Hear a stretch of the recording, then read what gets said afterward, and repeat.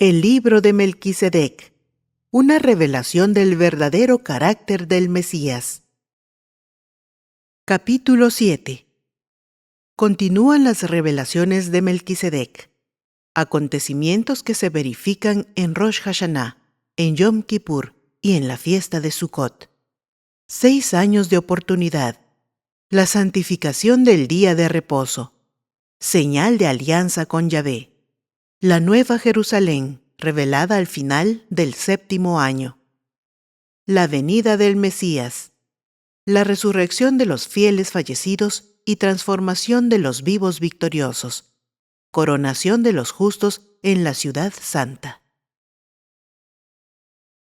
Sobre el triunfo que acabábamos de obtener sobre numerosos ejércitos, Melquisedec, después de repetirme las palabras dichas por el Mesías, dijo una señal que sería importante para aquellos que viviesen por la ocasión de la gran liberación de Israel.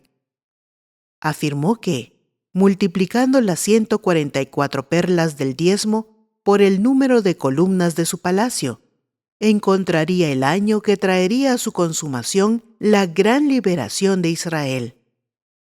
Movido por la curiosidad, comencé inmediatamente a contar las columnas. Eran 40 columnas de mármol adornadas con piedras preciosas. Al regresar al rey con el resultado de los cálculos, él comenzó a hacer predicciones sobre los grandes acontecimientos que tendrían lugar al final de aquel año. Al llegar la plenitud de los tiempos, todos los esfuerzos humanos en busca de la paz se frustrarán. En aquel tiempo, numerosas naciones se aliarán contra el reino de Salem. Habrá una batalla como nunca hubo, y toda la tierra será castigada por el fuego. Después de agotar ellos todos los recursos en su defensa, Israel verá, con desesperación, incontables enemigos marchando contra ellos, con el propósito de eliminarlos.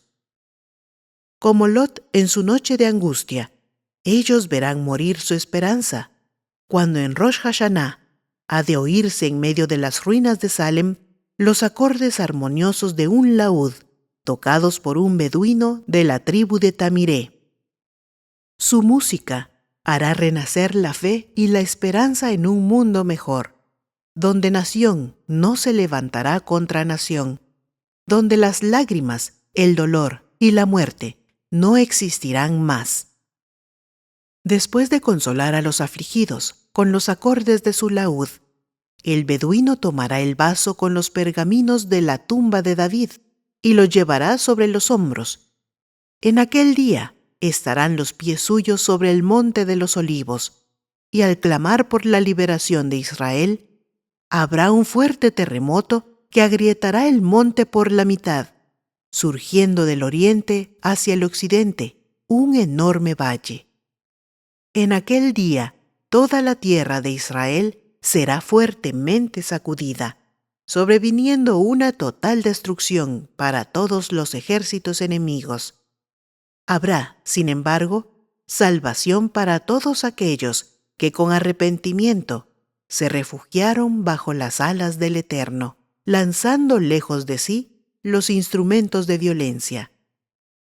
Toda la humanidad testimoniará, con espanto, las escenas de la liberación de los hijos de Israel. En aquel día, muchos pueblos y poderosas naciones se establecerán al lado de Yahvé de los ejércitos. Multitudes de los judíos de la diáspora se aproximarán diciendo: «Nos iremos con vosotros, porque sabemos que el Eterno está de vuestro lado».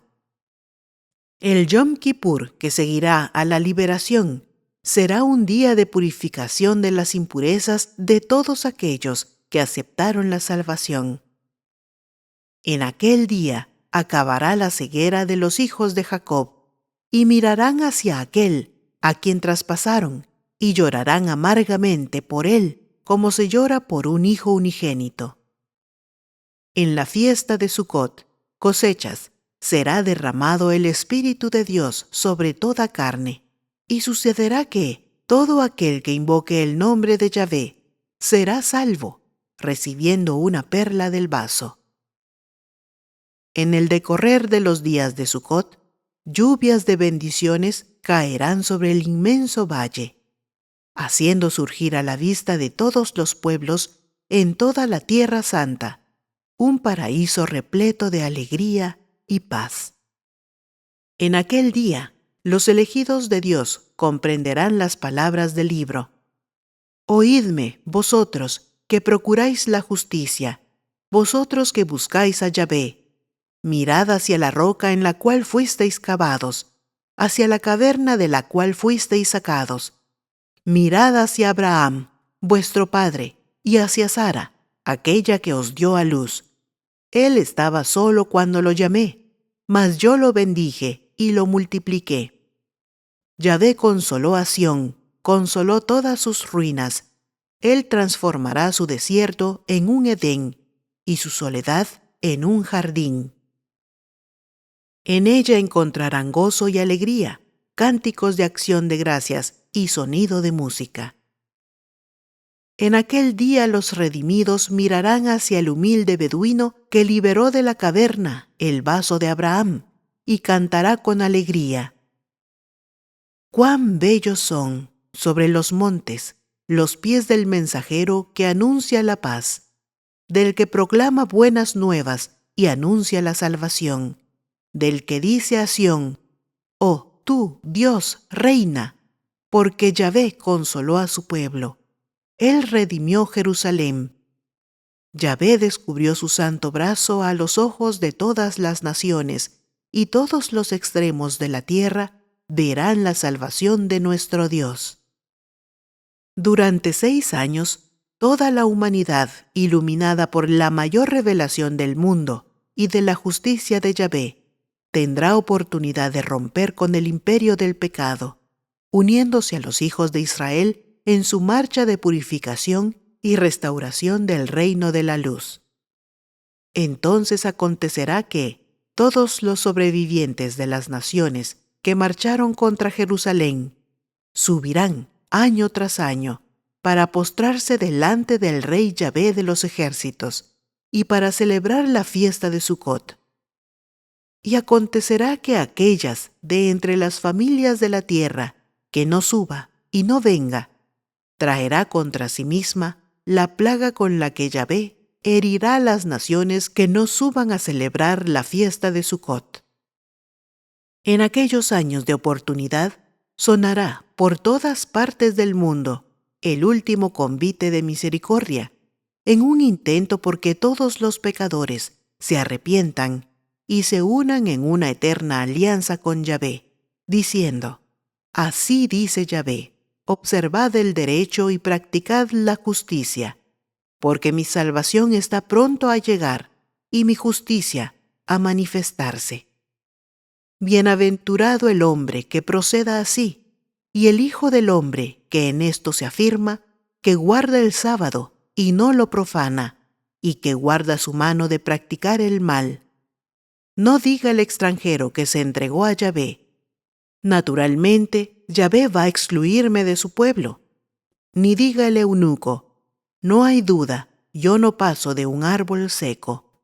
Pues así dice Yahvé a los eunucos que guardan mis sábados y optan por aquello que es mi voluntad, permaneciendo fieles a mi alianza. He de darles, en mi casa y dentro de mis muros, un monumento y un nombre más precioso del que tendrían como hijos e hijas. He de darles un nombre eterno, que no será extirpado, y en cuanto a los extranjeros que se entregaren a Yahvé para servirlo, sí, para amar el nombre de Yahvé y convertirse en sus siervos, a saber, todos los que se abstienen de profanar el sábado y que se mantienen fieles a mi alianza, yo los traeré a mi santo monte y los cubriré de alegría en mi casa de oración.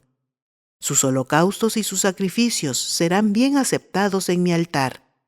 En efecto, mi casa será llamada casa de oración para todos los pueblos.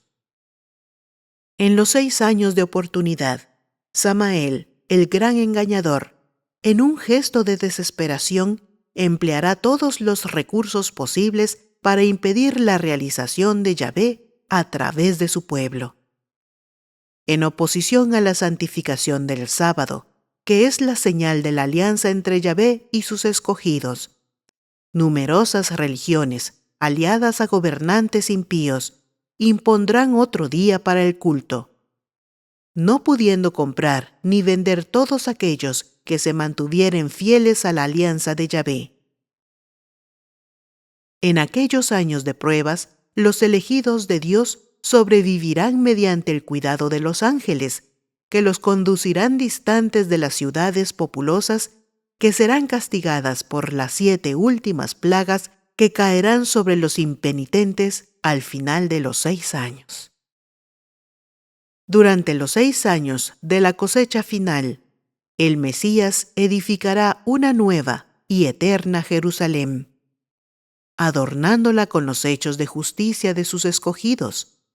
Esa nueva Jerusalén solamente será revelada al completarse toda la justicia divina, al final del 7º año, período en que los elegidos de Dios tendrán como desafío vivir una vida sin culpas, pues cualquier acto de rebeldía en aquel tiempo estaría sin expiación, significando una eterna vergüenza para el Creador. Al completarse los 7 años, el Mesías aparecerá en las nubes del cielo, acompañado por todas las huestes celestiales. Al tocar su trompeta en aquel gran Rosh Hashanah, los fieles fallecidos resucitarán revestidos de gloria. Los vivos victoriosos serán transformados en un abrir y cerrar de ojos, recibiendo cuerpos perfectos. Juntos, todos los redimidos serán arrebatados hacia la nueva Jerusalén, en un viaje inolvidable que comenzará en el primer día de la fiesta de Sucot. Después de 7 días de feliz ascensión, llegarán a la ciudad santa para conmemorar, delante del trono, el 8º día de la fiesta. Como si fuese un sueño, los rescatados del Señor entrarán en la ciudad santa, encontrando a su lado norte el jardín del Edén, en medio del cual se eleva el monte Sión, el lugar del trono de Yahvé. Coronados por el Mesías, los redimidos entonarán el cántico de la victoria, haciendo vibrar por todo el espacio los acordes de sus arpas, laúdes y flautas. Capítulo 8. Continúan las predicciones de Melquisedec. Abraham y sus pastores proclaman la salvación representada por la historia del vaso y su llama redentora. Otorgan perlas a los creyentes, un tiempo de oportunidad antes de la calamidad. Las perlas del vaso no tenían significado para Sara. Después de proferir todas estas predicciones, Melquisedec me dijo que toda la experiencia que estábamos viviendo era prefigurativa. Para que todo el drama se consumase, teníamos todavía delante de nosotros acontecimientos importantes. Primeramente, yo debería regresar al roble de Mambré, juntamente con mis pastores, para proclamar a todos la salvación representada por la historia de aquel vaso. Todo aquel que con arrepentimiento aceptase el Mesías revelado, obtendría el perdón de sus pecados, recibiendo una perla. Al final de 6 años, al llegar la víspera de Rosh Hashanah, las perlas se acabarían, no habiendo más oportunidad de salvación. Por aquel tiempo, el fuego del juicio caería sobre las ciudades de Sodoma y de Gomorra, habiendo terribles plagas sobre todos los infieles. Al oír tales palabras del rey de Salem, me sobrevino gran angustia. Al acordarme de los últimos pasos de Sara, yo temía que ella, en su incredulidad, no aceptase una perla. Si esto aconteciese, mis lindos sueños se echarían por tierra, pues no conseguiría ser feliz en su ausencia. Leyendo en mis ojos la angustia, Melquisedec me consoló con una promesa. Abraham, de aquí a 6 años, Yahvé te visitará en tu tienda, y tu esposa será curada de su esterilidad. Ella se convertirá y te dará un hijo que se llamará Isaac. Al finalizar la fiesta de Sucot, retornamos a nuestras tiendas junto al roble de Mambré. A medida en que íbamos avanzando por el camino, muchas personas nos rodeaban, admirados por la belleza del vaso repleto de perlas. A todos contábamos la historia de su llama redentora y ofrecíamos las perlas a todos los que creyendo aceptaban la salvación. Cuando llegamos al roble de Mambré, una multitud de personas en él esperaba. Muchos habían oído hablar de la milagrosa liberación operada a través de aquel vaso que había sido el blanco de tanto menosprecio. Ahora todos estaban enmudecidos al verlo glorificado. Juntamente con mis pastores, continuamos proclamando el infinito amor de Yahvé revelado por la llama. El número de aquellos que procuraban obtener las perlas fue aumentando día tras día, y todos éramos felices. Los días, los meses y años fueron pasándose, y la cantidad de perlas fue disminuyendo dentro del vaso. Estábamos viviendo ahora los últimos meses del 6º año, que era el último de oportunidad. A medida en que los días se pasaban, aumentaba en mi corazón una preocupación y una angustia, pues Sara, hasta entonces, no había tomado interés en apoderarse de su perla, a pesar de mis constantes ruegos. En aquellos momentos de aflicción en que clamaba a Dios por la salvación de Sara, mi único consuelo eran las últimas palabras del rey de Salem, de que al final de los 6 años ella sería transformada. Vivíamos ahora los últimos días del 6º año. La conciencia de que el tiempo se estaba agotando hacía que muchas personas me procurasen desde la mañana hasta la noche para apoderarse de las perlas de la salvación. Con el corazón herido por inexpresable aflicción, yo insistía con Sara, procurando convencerla de su necesidad en tomar, cuanto antes, una perla, pues las mismas se estaban haciendo cada día más escasas. Sin considerar mi angustia, Sara desdeñaba mis solicitudes, afirmando que aquellas perlas no tenían ningún significado para ella. Capítulo 9. Abraham intenta convencer a Sara sin tener éxito. Abraham recibe con hospitalidad a 3 peregrinos. El Señor convierte a Sara y la bendice. Le entrega 2 perlas, una para ella y otra para su hijo. Abraham cae a los pies de su Redentor y recibe la última perla. Después de una noche en vela, en que desesperadamente procuré convencer a mi amada de posesionarse de su perla, aceptando la salvación representada por aquel vaso, vi el sol surgir trayendo la luz del último día, víspera de Rosh Hashanah. Al mirar hacia dentro del vaso, en aquella mañana, vi que restaban apenas 3 perlas. Al admirarles el brillo, comencé a imaginar que las más brillantes serían para mi hijo prometido. La de brillo intermedio sería la de Sara, y la última sería la mía. Ese pensamiento me trajo alivio y esperanza, pero al mismo tiempo comencé a preocuparme con la posibilidad de que llegaran personas procurando obtenerlas. Si viniesen, yo no podría negarles el derecho a ellas. Tomado por esa preocupación, permanecí sentado bajo el roble de Mambré. En el transcurso del día me sobrevino un gran estremecimiento cuando vi a lo lejos 3 peregrinos que caminaban rumbo a nuestra tienda. Comencé a clamar a Dios que ellos cambiaran de rumbo. pero mis clamores no fueron atendidos. Dominado por una gran amargura, corrí hasta ellos y después de postrarme, los invité hacia la sombra. Tomando una vasija con agua, comencé a lavarles los pies, limpiándolos del polvo del camino.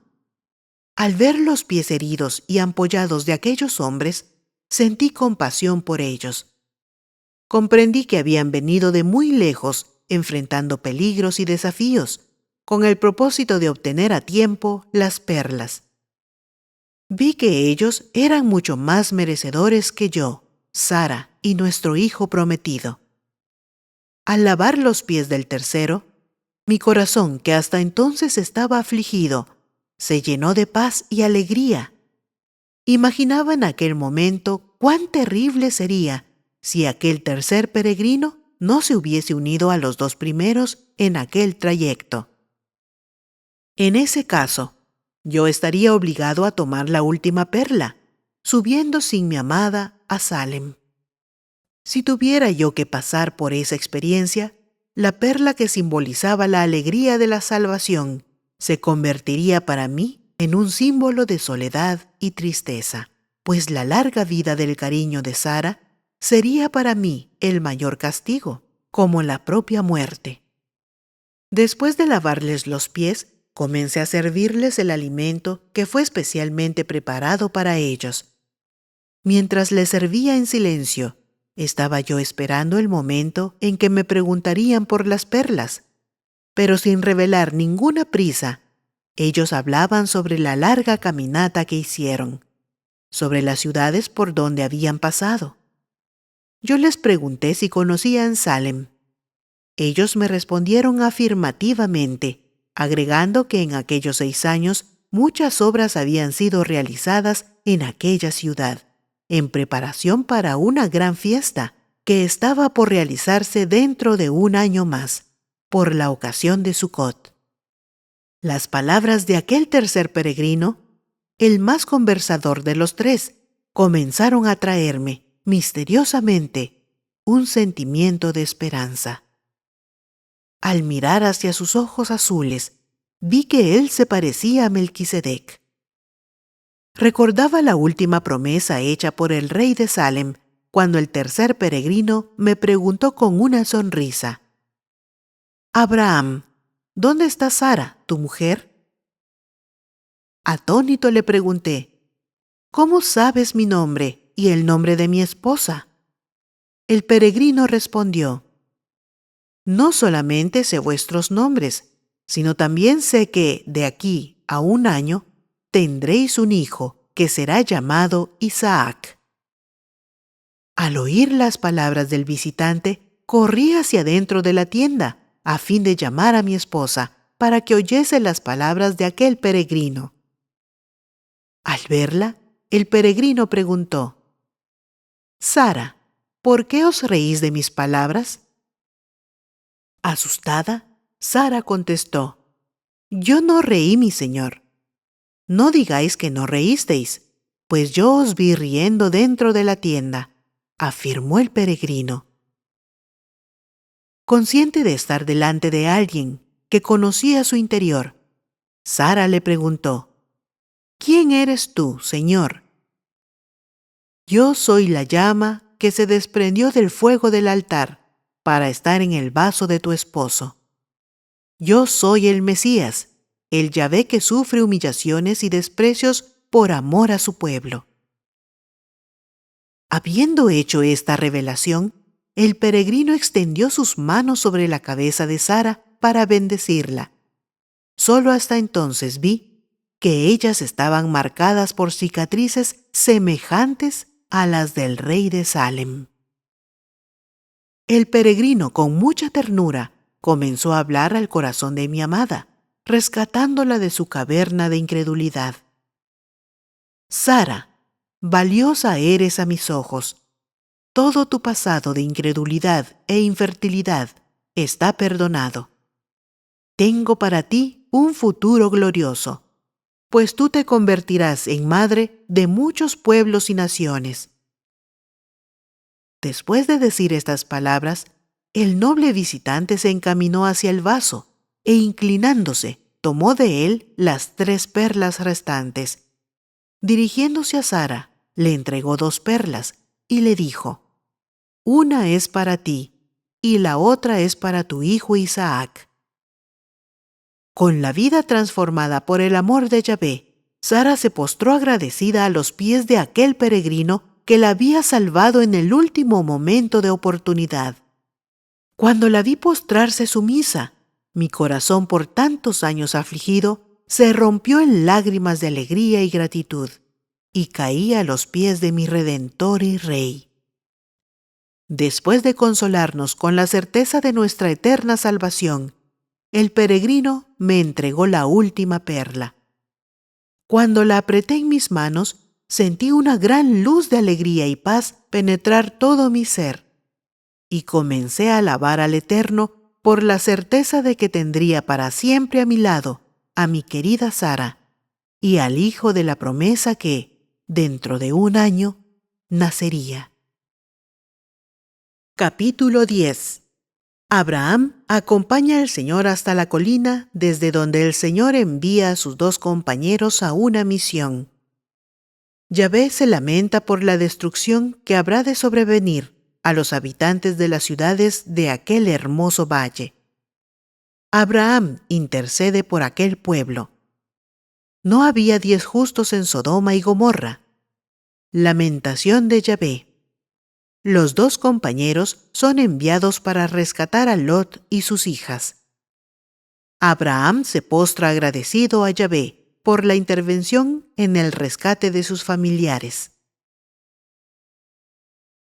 Después de estas cosas, Yahvé se despidió de Sara y de los pastores que allí se encontraban, y me invitó a que los acompañara hasta la colina que está frente al valle. Cuando llegamos a aquel lugar, el Eterno se despidió de sus 2 compañeros, enviándolos a una misión especial en Sodoma. De la cima del monte contemplábamos los fértiles valles y bosques que, como un paraíso, se extendían en ambos márgenes del río Jordán, circundando las prósperas ciudades, dentro de las cuales se destacaban Sodoma y Gomorra. Fue sobre aquella colina que, después de la contienda entre mis pastores y los pastores de Lot, le di la oportunidad de escoger el rumbo a seguir, pues no podríamos permanecer juntos. Atraído por las riquezas de la campiña, él decidió mudarse hacia allá. Al mirar hacia mi compañero, que permanecía en silencio desde el momento en que vimos la campiña, me sorprendí al verlo llorando. Le pregunté el motivo de su tristeza, y él, sollozando, respondió: «Este es para mí un día de mucha tristeza, pues por última vez mis ojos podrán posarse sobre este valle fértil. Lloro por los habitantes de esas ciudades que no saben que sus días acabarán». La declaración de Yahvé me trajo el recuerdo de todos aquellos cautivos que habían sido liberados 6 años antes. Lamentablemente, casi todos rechazaron el baño de la purificación, regresando inmundos hacia sus casas. Únicamente Lot y sus hijas aceptaron la salvación, tomando posesión de sus perlas. Pensando en alguna posibilidad de liberación para aquel pueblo, pregunté al Señor: ¿y si acaso existe en aquellas ciudades 50 personas justas? ¿Aún así serían ellas destruidas? Yahvé me dijo que si hubiese 50 justos, toda la planicie sería perdonada. ¿Y si hay 45 justos? Si hubiese allí 45 justos, todas aquellas ciudades serían perdonadas. Continué con mis indagaciones hasta llegar al número 10. Yahvé me dijo que si hubiesen 10 justos en aquellas ciudades, toda la planicie sería perdonada. Torturado por una inexpresable agonía de espíritu, Yahvé volvió a llorar amargamente, mientras que con voz embargada pronunciaba un triste lamento. Sodoma y Gomorra. ¿Cuántas veces quise yo juntar a tus hijos, como la gallina junta a sus polluelos debajo de las alas? Mas vosotras no aceptasteis mi protección. ¿Por qué es que vosotras cambiasteis la luz de mi salvación por las tinieblas de este reino de muerte? Mis oídos están atentos en busca de, por lo menos, una plegaria, mas todo es silencio. Mis manos están extendidas prontas a impedir el fuego del juicio, mas vosotras rechazáis mi socorro. Inclinándome al lado de mi sufridor compañero, me uní a él en la lamentación. En aquel momento de dolor, tuve la certeza de que Melquisedec también sufría por todos aquellos que habían cambiado el amor y la paz de Salem por las ilusiones de aquel valle de destrucción. Después de un largo llanto, Yahvé me consoló con la revelación de sus dos compañeros. Se encontraban en aquel momento en Sodoma, con la misión de salvar a Lot y a sus hijas, librándoles de la muerte. Sus palabras me trajeron gran alivio y me postré agradecido a sus pies. Capítulo 11. Yahvé comisiona a Abraham registrar en un rollo la historia del vaso, así como la historia de Salem, para posteriormente entregarlo dentro del vaso a Melquisedec. Destrucción de Sodoma y Gomorra. Abraham se lamenta en extremo. Antes de partir, Yahvé me encargó una misión, diciendo: toma un rollo vacío y registra en él la historia del vaso y la historia de Salem, conforme oísteis de los labios de Melquisedec. Dentro de un año, tú y todos aquellos que aceptaran la salvación deberán subir a Salem para la fiesta de Sucot. En aquel día, devolverán al rey de Salem el vaso, ofreciendo dentro de él como presente el rollo. En aquella misma tarde, en obediencia a las órdenes de Yahvé, comencé a registrar la historia vivida por mí y por mis pastores, desde el momento en que partí rumbo al valle, llevando sobre la espalda el vaso con su llamarada. Al día siguiente, el sol ya iba alto, cuando, al mencionar la ciudad de Sodoma en el manuscrito, recordé que aquel era el día de su destrucción. Con el corazón acelerado, corrí hacia allá y me quedé espantado con el escenario que se extendió delante de mis ojos. En lugar de aquel valle fértil, semejante a un paraíso, había un desierto humeante, sin vida alguna. En lugar de las ciudades de Sodoma y Gomorra, había un cráter profundo, hacia donde las aguas del mar salado escurrían. Quebrantado ante esa visión de destrucción, volví a la tienda con el corazón entristecido. El recuerdo de tantas personas que por rechazar el perdón divino habían sido consumidas por el fuego me dejaba profundamente debilitado. En los días siguientes no encontré fuerzas para escribir. Regresé otras veces a la colina con la esperanza de que todo aquello fuese una pesadilla.